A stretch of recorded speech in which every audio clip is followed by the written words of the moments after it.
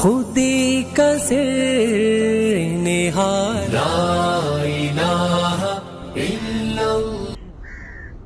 الحمدللہ وحدہ والصلاة والسلام علی من لا نبی بعدہ، اللہم صلی وسلم علی نبینا محمد وبارک وسلم وصلی علیہ۔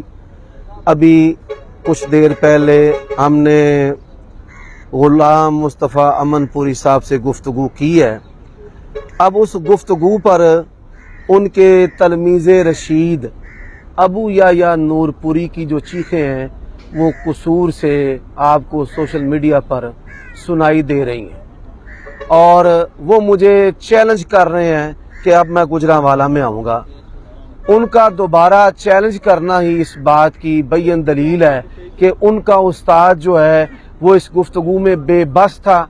اگر بے بس نہ ہوتا تو دوبارہ چیلنج کرنے کی ضرورت نہیں تھی، بلکہ اپنے استاد پر اعتماد کرتا۔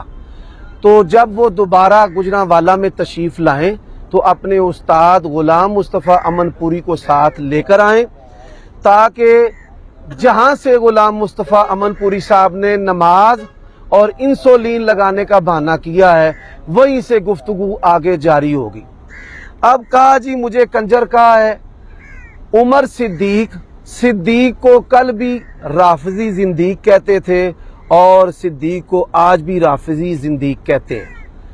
کسی کو زندیق کہنا یہ بہت بڑی جرأت ہے، کیونکہ کافروں کی 6 قسمیں ہیں، ان میں سے سب سے بدترین قسم جو ہے وہ کافروں کی زندیق ہے۔